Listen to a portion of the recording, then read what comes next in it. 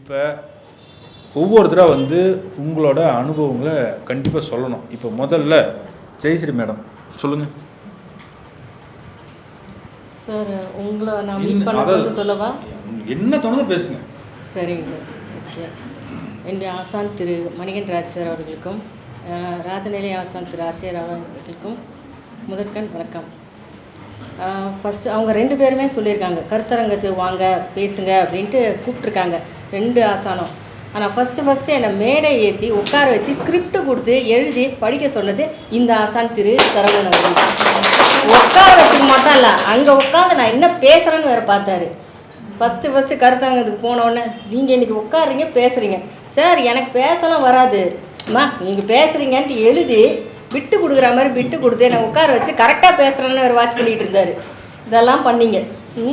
சரிங்க, இப்போவும் அதை தான் செஞ்சுக்கிட்டு இருக்காரு. சிவனே நாங்கள் உட்காந்துட்டு இருந்தேன், நீங்கள் அங்கே உட்காரக்கூடாது, வாங்க வந்து உட்காந்து பேசுங்க.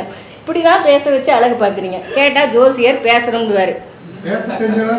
ஆமாம், பேச தெரிஞ்ச மாதிரி பேசணும், இல்லைன்னா அதுவும் சரியில்லைன்ட்டுவார். எல்லாருக்கும் பேச தெரியும், கரெக்டாக பேசணும்னு வேறு. ஆமாம், இங்கே வந்தால் தான் பேச்சு வராது. அது இவரோட ஃபஸ்ட் அனுபவம். 2வது அனுபவம், நாங்கள் வந்து மாநாடு, ராஜநிலை மாநாடு, அதுக்குரிய ஃபுல் ப்ரிப்பரேஷன் சார் தான். தூங்க விடலை எங்களை. எந்த நேரம் எந்த கேள்வி கேட்பாரோன்னு பயத்திலேயே இருக்க வேண்டியது. அஜிஜோ இந்த நம்பர் மறந்துடுச்சு, இதுக்கு என்ன பலன் வரும், அப்பப்போ அங்கங்கே பிட்டை சொருகி வச்சு படிக்க வேண்டியது. போட்டார். அது அப்படி சொல்லி ப்ராக்டிஸ் பண்ணி 2வது முறை ஸ்டேஜ் ஏற்றி அழகு பார்த்தாரு.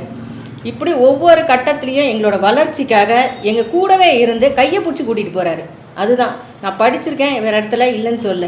அவங்கெல்லாம் ஒரு செடியை நட்டாங்க, அதுக்கு தண்ணி ஊற்றுறாங்க, எல்லாம் பண்ணாங்க. ஆனால் அதுக்கு வேண்டிய உரத்தை கொடுத்து நல்ல வளர்ச்சியை கொடுக்குறதுனா திரு நாடீஸ்வரன் சார் தான் செய்கிறோம். இப்போ அப்படி தான் நான் படிச்சிருக்கேன். எங்கள் சார் நிறைய சொல்லுவார், மணிகண்டராஜ் சார் நிறைய கிளாஸ் போடுவார், நிறைய படிச்சிருக்கேன். ஆனால் எதை எங்கே அப்ளை பண்ணணும்னு தெரியாது, எப்படி போகணும்னு தெரியாது. வண்டி இருக்குது, ஓட்ட தெரியும், ஆனால் எப்படி ஓட்டணும்னு தெரியாது, லைசன்ஸ் கிடையாது. இப்படி இருந்தால் என்ன கொஞ்சம் அப்படி டைரக்ட் பண்ணி இப்படி தான் இருக்கணும்னு சொல்லி இப்போ அவர்கிட்ட அடிப்படை படிக்க நிறைய விஷயங்கள் வருது. ஒவ்வொரு நாளும் இவ்வளோலாம் இருக்கா, இதை நாம ஏன் பார்க்கல, இது அவரும் சொல்லி கொடுத்தாரு, ஆனால் நமக்கு மண்டையில் ஏன் ஏறலை இப்படின்னு யோசிக்க வச்சார். இதில் நிறைய கான்வர்சேஷன் வரும்போது மஞ்சுளா அவங்கெல்லாம் வேறு பேசுவாங்க, ஆனால் இப்படியெல்லாம் கூட திங்க் பண்ணுவாங்களா அப்படின்னு நிறைய யோசிக்க வச்சுருக்காங்க. இந்த மாதிரி நல்லா இருந்தது. இப்படியெல்லாம் ஒரு புது விதமான அனுபவங்களை ஒவ்வொரு நாளும் எங்களுக்கு எப்படி சொல்லலாம், புதுவாக ஒரு நாளைக்கு ஒரு டிஷ்ஷஸ் ட்ரை பண்ணுற மாதிரி, ஒரு சாப்பாடு ட்ரை பண்ணுற மாதிரி ஒவ்வொரு ஆங்கிளில் எங்களுக்கு ஜாதகத்தை இப்படி ஆய்வு பண்ணணும், இந்த மாதிரி இப்படி பார்த்தா நல்லாயிருக்கும், இவ்வளோ ஏன் கஷ்டப்படுறீங்க, இந்த இடத்துல போனீங்கன்னா தொழிலை பற்றி கண்டுபிடிச்சிடலாம், இந்த இடத்துல பார்த்தீங்கன்னா 7ஆம் பாவத்தை இங்கே பார்த்துட்டு அம்சத்துலேயும் பார்த்தீங்கன்னா ஈஸியாக அடிச்சிடலாம், இவ்வளோதான், இதுதான் ஜோசியம் அப்படின்னு ரொம்ப சிம்பிளாக எங்களை கை பிடிச்சி அழகாக கூட்டிகிட்டு போகிறாரு. நாங்களாம் ட்ராவல் பண்ணுறதுக்கு தயாராக இருக்கோம்.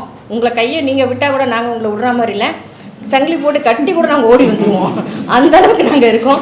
ஸோ நீங்கள் எத்தனை வகுப்பு போட்டாலும் சரி, எவ்வளோ நாள் நீங்கள் ட்ராவல் பண்ண ரெடியாக இருந்தாலும் நாங்கள் உங்கள் கூட வரோம் சார். Okay, thank you sir. இதெல்லாம் அவங்கவுங்க மனசுக்குள்ளேருந்து வர்றது. ஏன்னா அப்போ தான் தெரியும் நம்ம என்ன தப்பு பண்ணுறோம், அவங்க என்ன கரெக்டாக இருக்காங்க. சொல்லுங்கள். எனக்கு ரொம்ப நாளாக ஒரு சந்தேகம், எப்போ பாரு கிளாஸில் வந்து இதை கேள்வியை கேட்டே கொள்வார், ஏன்டா இந்த மனுஷன் கேள்வி கேட்குறாருன்னு இருக்கும். ஏன்னா அந்த கேள்வி கேட்கறது பயந்துட்டே 10 பேர் கிளாஸ்க்கு வர மாட்டேங்கிறாங்க. அது வேற ஒன்று. இன்னைக்கு தான் தெரிஞ்சுது, இவர் நம்மள மட்டும் படுத்தலை, இவர்கிட்ட படித்தவர் யார்கிட்ட படித்தாரோ அவங்க அத்தனை பேரையும் கேள்வி கேட்டிருக்காருன்னு. இந்த பல உண்மைகள் வந்திருக்கு. இந்த பல உண்மைகள் இன்னைக்கு தான் தெரியுது. ஓ, இவ்வளோ விஷயங்கள் நடந்திருக்கு. அப்போ இனிமேல் இவர் கேள்வி கேட்கக்கூடிய ஆள் தான், நாம தான் உஷாராக இருக்கணுன்றது இன்னைக்கு பெரிய விஷயம் தெரிஞ்சுக்கிட்டேன். Thank you sir.